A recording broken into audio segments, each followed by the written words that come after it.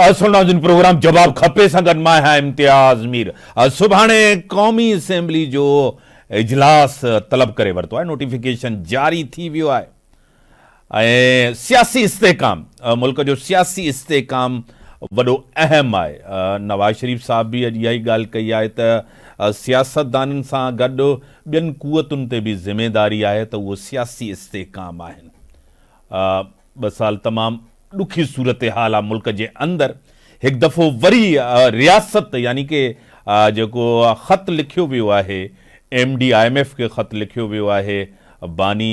PTI जे chairman तरफ़ां ऐं उन जे तर्जुमान जेको लिखियो आहे सियासी इस्तेकाम जी उन ॻाल्हि कई आहे त उन सां जेको आहे उन सपोर्ट खे जेको आहे उन सां ॻंढियो वञे ऐं उहो ख़त जेको आहे लिखिजी चुको आहे अॻ में त असां ज़रियनि सां हलायूं पिया पर हाणे ख़त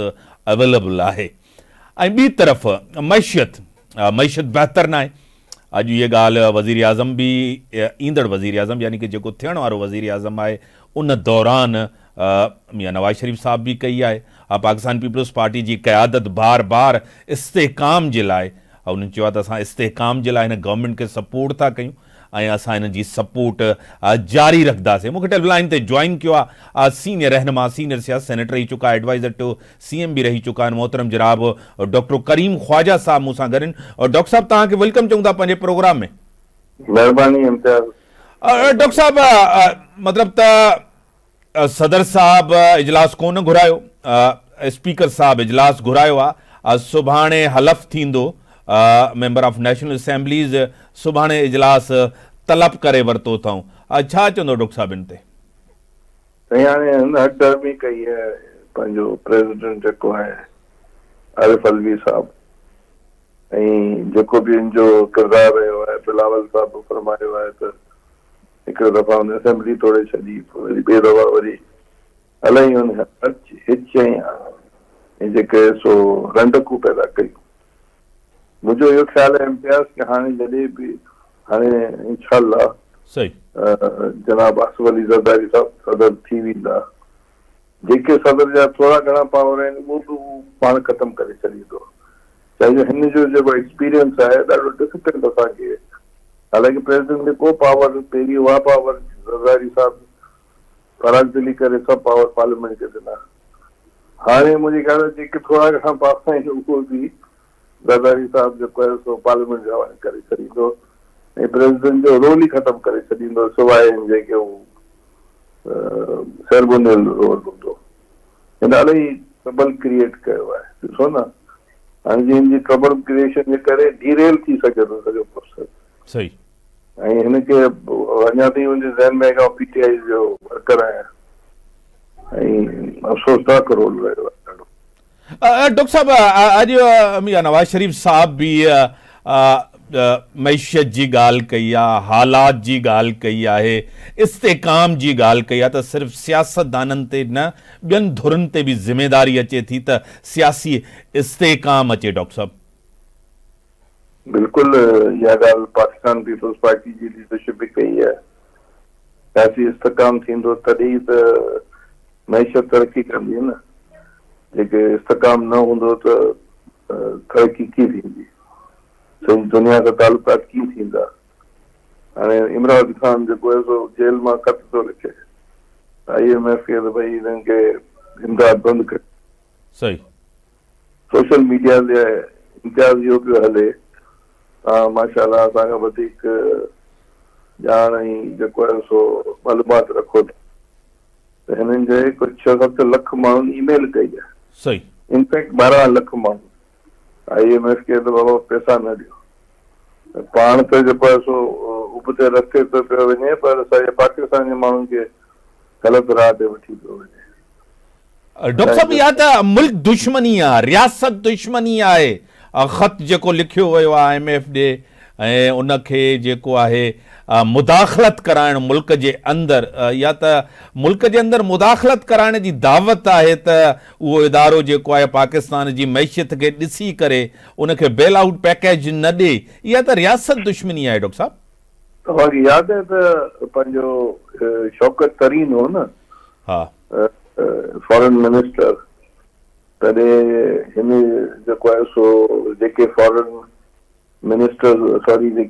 सॉरी फॉरेन मिनिस्टर न फाइनेंस मिनिस्टर हो हा ऐं सेनेटर पोइ जो मोहसिन लगारी खे चए पियो त बाबा तूं न लिख त मोहसिन लगारी चयो त बाबा इन सां त पाकिस्तान खे नुक़सान थींदो हालांकि उहो पीटीआई जो हो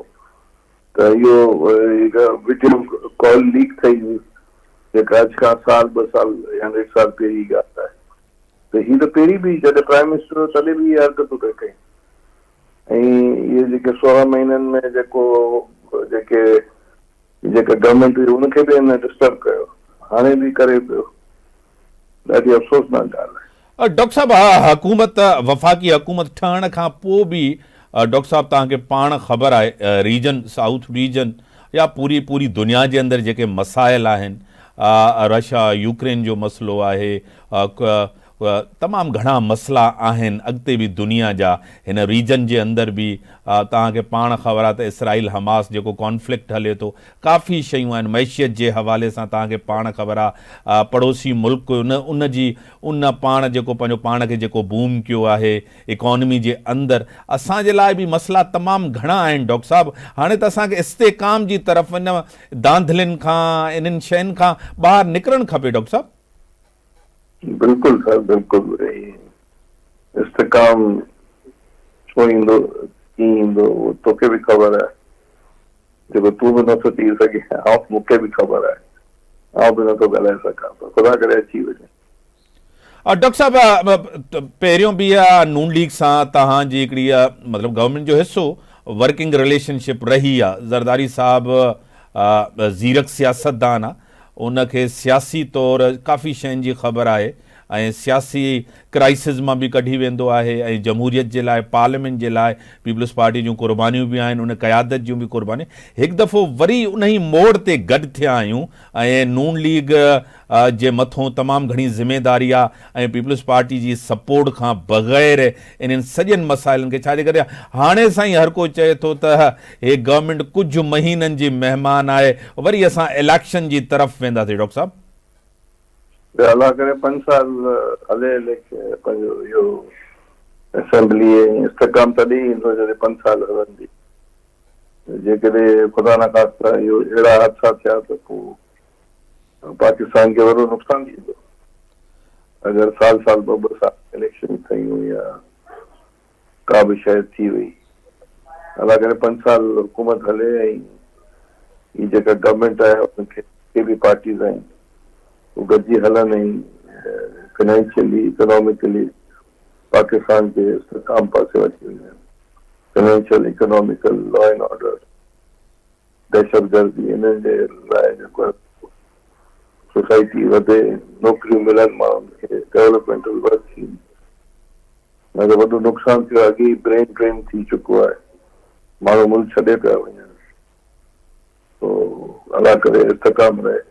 डॉक्टर साहब मथे नून लीग जी गवर्नमेंट पीपल्स पार्टी जी सपोर्ट सां हिते हिकु दफ़ो वरी मोहतरम जनाब मुराद अली शाह साहब CM काफ़ी एतिराज़ात रहा पोइ गवर्नमेंट्स में पीपल्स पार्टी खे काफ़ी जेको आहे मथां जेको आहे पैसा कोन मिलिया घटि मिलिया और NFC अवार्ड तहत हुजे ऐं फेडरल गवर्नमेंट जी सपोर्ट तमामु घटि रही इन जी शिकायत भी पीपल्स पार्टी बार बार कंदी आई सिंध नज़रअंदाज भी थिए थो वफ़ाक़ी गवर्नमेंट्स खां उन जो रीज़न इहो ई हमेशह ॾिनो वेंदो त पीपल्स पार्टी खे वोट मिले थो ॿियनि सियासी जमातुनि खे वोट नथो पए डॉक्टर साहब छा चवंदो ॾिसो पीपल्स पार्टी जो ऑल्टरनेट कोन वटे हे जेके आहिनि गोतार निकिता आहिनि उहो मिड़ी 2 टे ॾींहं हाणे त थधा थी शुरू थी इलेक्शन में कुझु कयो कोन न जदोजहद कई न जलसा कयूं न जुलूस कयूं न कोशिश कई जेको आहे सो हैंड्स करे बीह रहिया हाणे चओ था सही कोन थियो आहे स्ट्रगल कनि नेक्स्ट में जी तयारी कनि 5 साल खां पोइ जेको थींदा डॉक्टर साहब हिन दौर में असां पोयनि दौर हिन दौर में पार्लियामेंट भी हुई जमहूरियत भी हुई आम माण्हू खे रिलीफ कोन मिलियो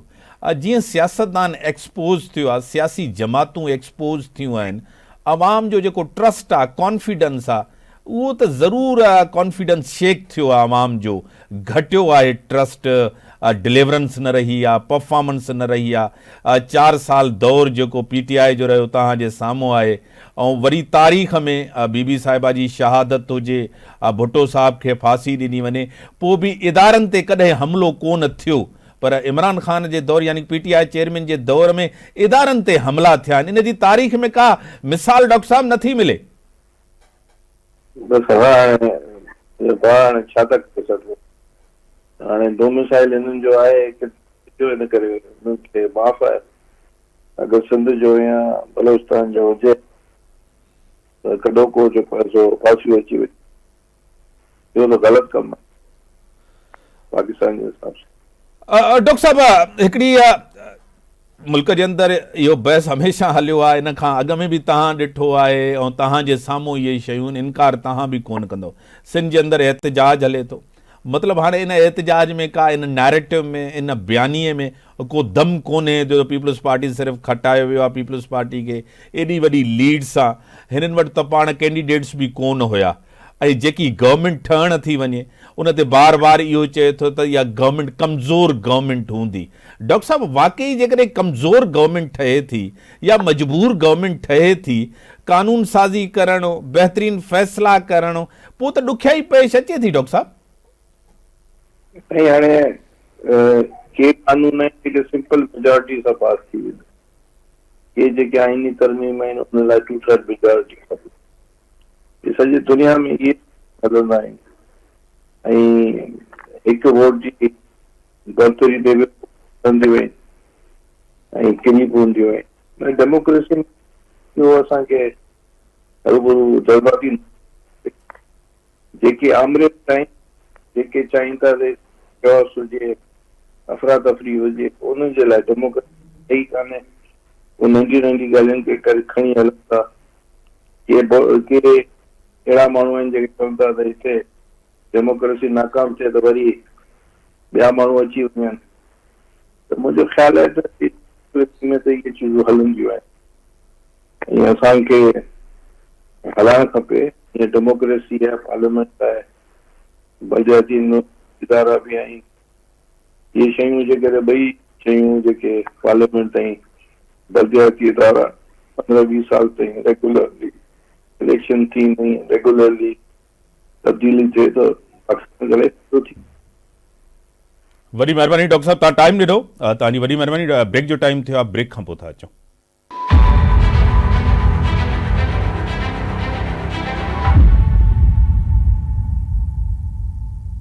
वेलकम राजी मीडिया टेलीविजन पे ज्वाइन किया है सीनियर रहनुमा, MNA रह चुकी हैं, PTI से ताल्लुक है, वुमेन विंग सिंध की प्रेसिडेंट रह चुकी हैं, नुसरत वाहिद साहबा मेरे साथ हैं। मैं आपको वेलकम करता हूं अपने शो में।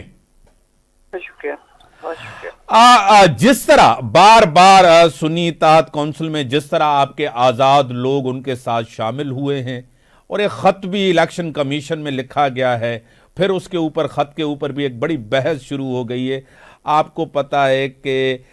नशिस्तों के ऊपर क्या कहेंगी, एक बड़ी PTI के अंदर एक फैसला साजी का बड़ा फुकदान नजर आ रहा है कि लाइन ऑफ एक्शन क्या है, किस तरह आगे बढ़ना है, क्या कहेंगी? जी बिस्मिल्लाहिर्रहमानिर्रहीम जी, ये फैसला खान साहब का था कि हम लोगों ने सुन्नी इत्तेहाद जो जमात है उसके साथ शमूलियत इख्तियार करनी है, क्योंकि आपको पता है जिस तरह काजी फायज ईसा ने हमारा ले लिया, निशान भी ले लिया और फिर उसके बाद पार्टी भी डिसॉल्व कर दी, तो एक ही ऑप्शन थी कि आज़ाद उससे लड़ा जाए। तो आज़ाद उससे हम लड़े और उसके बाद आपने देखा कि लोगों ने किस तरह, चाहे वो बैगन है, चाहे वो आलू है, चाहे वो लेमन है, चाहे जो भी चीज़ है, हर एक को वोट दिया, क्योंकि आवाम को पता था कि ये PTI का वोट है और PTI ही जीतेगी इंशाल्लाह। तो पकड़ा से जाना है पहले। तो उसके बाद जब वोट मिल गया और जो आज़ाद हैं अरकाइन वो उन्होंने जाके ज्वाइन कर लिया सुन्नी इत्तेहाद को, तो उसके बाद कोई मेरे ख्याल में तो इस तरह की कोई चीज़ होनी ही नहीं चाहिए थी कि आप ये करें कि जी आप उनको तस्लीम ना कर रहे हों या आप उनको कुछ और ना कर रहे हो। तो یہ ظاہر ہے کہ یہ ہمیں صرف لیٹ ڈاؤن کرنے کی کوشش کی گئی ہے ہر حال میں، شروع سے لے کے اب تک، کہ لیڈر کے اوپر 200 پتہ نہیں 2 مقدمے، اور اس کے علاوہ وہ بھی نہ صرف وہ بلکہ شاہ محمود صاحب اور چودھری پرویز الہی سارے کے سارے یہاں سے اندر ہو جائے، سارے کے سارے جو ہیں وہ جناب جیل کے اندر ہیں۔ اس کے علاوہ ہماری خواتین، آپ کو پتا ہے ڈاکٹر یاسمین اور کتنی اور خواتین، عالیہ حمزہ پچھلے 8-9 مہینوں سے اندر ہیں، کیا انہوں نے گرمی سہی اور کیا سردی سہی، لیکن وہ اپنی جگہ سے نہیں ہلی۔ تو ان لوگوں کو ایکچولی برداشت نہیں ہو رہا کہ کس طرح اس پارٹی کو ختم کیا جائے، کس طرح اس پارٹی کو بالکل نیست و نابود کر دیا جائے۔ جس طرح وہ مریم صاحبہ فرماتی تھی نا، فتنہ ہے، فتنے کو ختم کرنا پڑے گا، لیکن ان کو پتہ نہیں ہے مارنے سے بچانے والا بڑا ہوتا ہے، اور اس نے بچایا ہے نہ صرف اس پارٹی کو بلکہ خان صاحب کو۔ کس طرح ان کو گولیاں لگیں، کس طرح ان کے ساتھ کیا کیا کچھ نہیں ہوا، اور وہ اللہ نے انہیں بچا لیا۔ سب سے امپورٹنٹ بات یہ کہ اللہ جب ساتھ ہے تو پھر ساری کانسپریسیز بیٹھ جائیں حکومت میں، کوئی فرق نہیں پڑتا۔ اب جس طرح انسلٹ ہو رہی ہے، آپ دیکھ رہے ہیں کہ خود ہی مصطفیٰ کمال صاحب فرما رہے ہیں کہ ان کو کہہ رہے ہیں جی نون لیگ والا آپ تو 100% نقلی طور پہ جیتے ہوئے ہیں، تو وہ فرما رہے ہیں نہیں جی نہیں، آپ تو 200%۔ تو یہ خود ہی ایک دوسرے کے خلاف ہوں گے۔ آپ ٹیلی فون لائن پہ رہیں، مجھے جوائن کیا ہے سینئر رہنما، سینئر سیاستدان، سینیٹر ہیں سلیم ضیاء صاحب میرے ساتھ ہیں۔ سینیٹر صاحب میں آپ کو ویلکم کرتا ہوں اپنے شو میں۔ شکریہ جناب، آپ کی بڑی مہربانی، آپ نے ٹائم دیا۔ میاں صاحب محترم جناب نواز شریف صاحب جو آئے تو سب کو، سیاستدانوں کے ساتھ ساتھ دوسری قوتوں کو بھی کردار ادا کرنا چاہیے ملک کے استحکام کے لیے، کیا کہیں گے سینیٹر صاحب؟ میرا خیال جس حالات سے پاکستان گزر رہا ہے اس میں کسی بھی ایک پارٹی کے لیے ممکن نہیں ہے کہ حالات کو درست کر سکے۔ صحیح۔ اس میں ایک مشترکہ کوشش کی ضرورت ہے جس میں تمام پارٹیز اکراس دا بورڈ سارے مل کر سیاست کو پیچھے رکھ کر ملک کی فلاح و بہبود کے لیے کام کرے اور اسی ذہن سے کام کرے، تب پاکستان آگے جا سکتا ہے۔ سلیم ضیاء صاحب، آپ کو پتا ہے کہ مسائل بہت ہی ہیں، حد سے زیادہ ہے، سیاست ضرور کی جائے، اس سے انکار تو نہیں کرتے۔ جس طرح آج منظر عام پہ وہ خط آیا ہے جو پی ٹی آئی بانی چیئرمین کے ترجمان رؤوف حسن صاحب نے لکھا ہے، آئی ایم ایف کو خط لکھا ہے، اور یہ خط لکھنا یہ پاکستانی ریاست کے خلاف نہیں ہوگا کہ وہ ان کو لکھ رہے ہیں کہ آپ یہاں کے سیاسی استحکام کو دیکھ کر اور اس پیکیج کو، بیل آؤٹ پیکیج کو آگے بڑھائیں، کیا کہیں گے؟ میں سمجھتا ہوں کہ یہ بہت ہی بے عقلی، نادانی، میں اس سے زیادہ سخت الفاظ بات نہیں کر سکتا، صحیح، کیونکہ پاکستان کا بھلا ہے تو ہمارا بھلا ہے، اور اگر کہیں غلطی ہو رہی ہے اس کو اگر درست کرنا ہے تو اس کے طریقے اور بہت سارے ہوتے ہیں۔ تو ابھی جس طرح کہ آپ نے بتایا ہے اس میں تو یقینی طور پر ہمیں اس سے کوئی فائدہ نہیں ہوگا۔ تو یہ تو بہت ہی ایسی چیز ہے جو پاکستان کے خلاف استعمال ہو سکتی ہے، اور اس سے پاکستان کا جو مزید جو ایک امپریشن ہے صحیح، اس میں بھی دھاگ آتا ہے۔ سلیم صاحب، نون لیگ کی طرف سے وزیر اعظم کے لیے نامزد کیا گیا ہے محترم جناب شہباز شریف صاحب کے لیے، اور اسپیکر کے لیے ہوں گے ایاز صادق صاحب، اور میاں صاحب کی رہنمائی ہوگی پیچھے بیٹھ کے، اور پنجاب کے اندر مریم نواز صاحب آئیں گی۔ آپ کو پتا ہے کہ بڑی اہم ذمہ داری دی گئی ہے مریم نواز صاحبہ کو، پنجاب کے حالات سیاسی آپ کے، کیونکہ آپ ایک پرانے سیاسی ورکر ہیں، نون لیگ کے نظریاتی کارکن ہیں، آپ کو چیزیں سمجھ آتی ہیں کہ پنجاب کا جو فرنٹ ہے وہ بڑا مشکل فرنٹ ہے، اب جا کے بنا ہے، اور جس طرح آزاد جیت کے آئیں، کیا کہیں گے؟ طوبہ آگے جی جی بات کریں سلیم جیاز صاحب. میں سمجھتا ہوں کہ یہ مریم نواز صاحبہ کی بہت دور تک نظر ہوتی ہے، اور انہوں نے ثابت کیا ہے پچھلے چند سالوں میں کہ ان میں یہ سیاسی سوجھ بوجھ ایک بے مثال ہے، اور انہوں نے کئی وقتوں پر پارٹی کو لیڈ بھی کیا ہے، پارٹی کو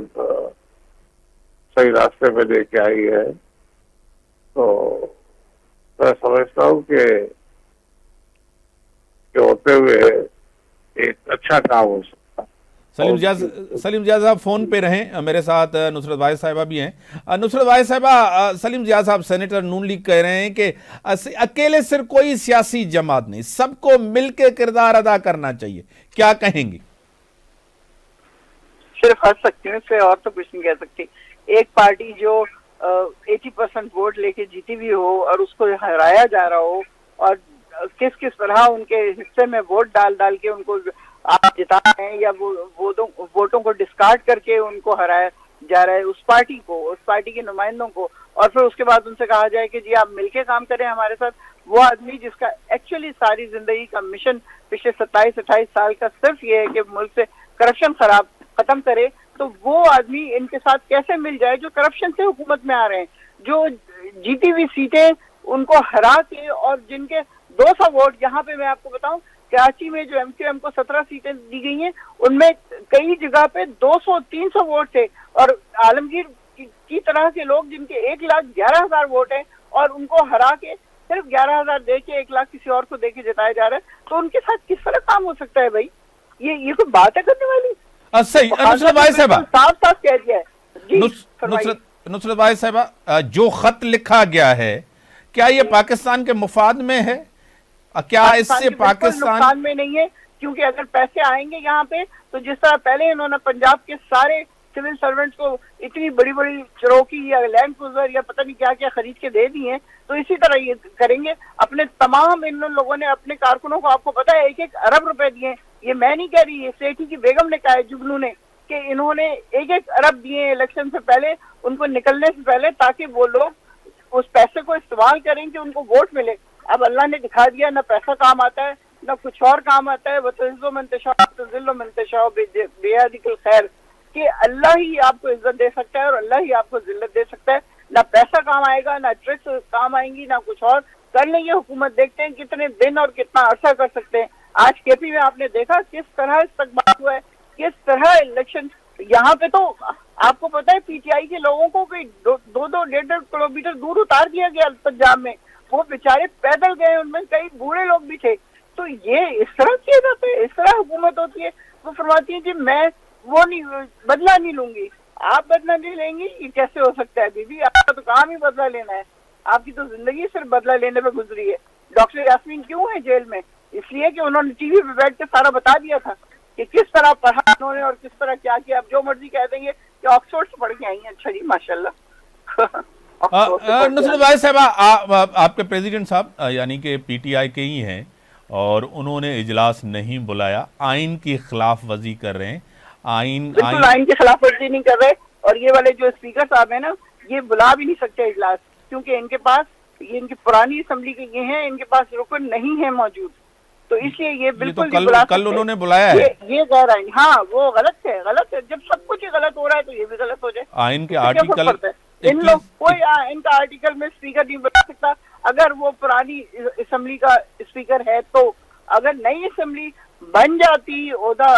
ہو جاتا، مل جاتا نئے اسپیکر کو، اور ان کے پاس اتنے سارے وہ ہوتے نیشنل اسمبلی کے ممبر، تو وہ بلا سکتے تھے. یہ پرانا آدمی نہیں بلا سکتا. بات ختم. اپنا سلیم جیاز صاحب، آپ کو خود پتا ہے کہ آئین یہی کہتا ہے کہ آپ 21 دن کے اندر اجلاس بلائیں، اور 21 دن کے اندر اجلاس بھی نہیں بلا رہے، آپ کو پتا ہے. اور دوسری بات ہے کہ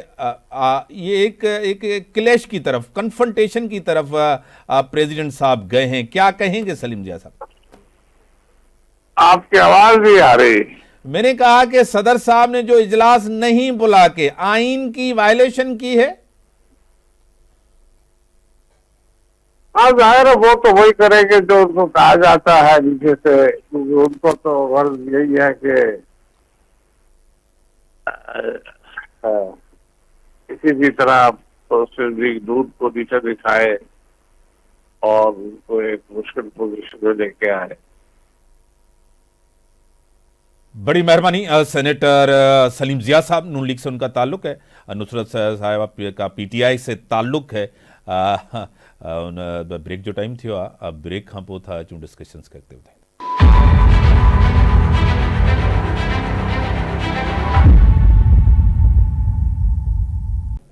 वेलकम बैक नाज़रीन। टेलीफोन पे ज्वाइन किया है मारूफ शख्सियत हैं, सियासत पे बड़ी गहरी नजर है, इंटरनेशनल रिलेशन पे बड़ी गहरी नजर है, साबिक गवर्नर सिंध हैं, मोहतरम जनाब जनरल रिटायर मोइनुद्दीन हैदर साहब मेरे साथ हैं। जनरल साहब, मैं आपको वेलकम करता हूं अपने शो में। Thank U sir. वालेकुम अस्सलाम। सर, मुल्क के अंदर सियासी मुआशी इस्तेहकाम बड़ा अहम जरूरी है, अभी तक उसकी तरफ हम नहीं जा रहे। जिस तरह अभी अभी आपसे पहले एक खबर ब्रेक हुई है कि आईएमएफ को खत लिखा गया है पीटीआई के बानी चेयरमैन की तरफ से कि सियासी इस्तेहकाम को देखकर इनको बेल आउट पैकेज दिया जाए, क्या कहेंगे जनरल साहब? वैसे ये खत लिखना मुनासिब तो नहीं था। सही कह रहे हैं। और आईएमएफ को छोड़ दिया जाता कि अपनी सवाबदीद पर और अपनी जजमेंट पर और अपनी असेसमेंट के ऊपर पाकिस्तान के वो जो हुकूमत वक्त है उससे मुज़ाकरात करके उनको आईएमएफ का लोन देते, लेकिन ये तो अच्छा नहीं हुआ। लेकिन अभी भी जरूरी नहीं है कि आईएमएफ उस खत से बहुत मुतासर हो जाए, वो अपना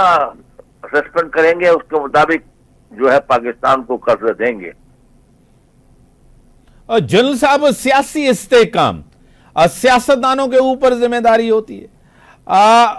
इदारों के ऊपर जिम्मेदारी होती है। अब जिनको वोट नहीं पड़ा, जो नहीं जीत के आए, उनके ऊपर भी जिम्मेदारी होती है, लेकिन वो बार बार चाहते हैं कि ये हुकूमत 6 महीने चलेगी, 8 महीने चलेगी, कुछ टाइम चलने वाला है, फिर इलेक्शन की तरफ जाएंगे। क्या कहेंगे जनरल साहब? जी हाँ, कुछ लोग इस किस्म की बातें कर रहे हैं, लेकिन दुनिया में बहुत जगहों पर जो है वो थिन मेजोरिटी से भी हुकूमतें बनती हैं, एक मेंबर का जो है कमी जाति से भी बनती हैं।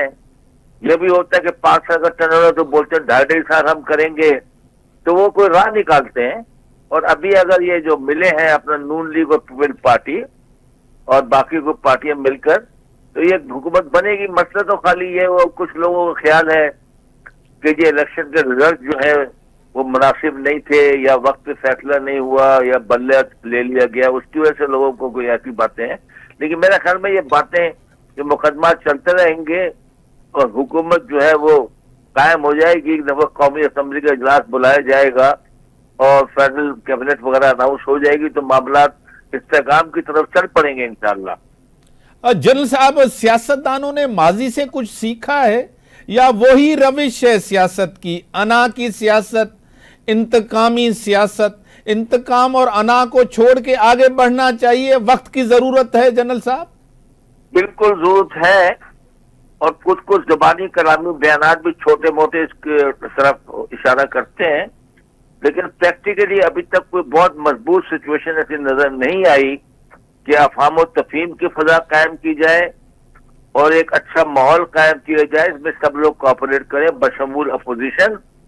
और मुल्क को एक मुश्किल माशी दलदल से बाहर निकालें सब मिलकर।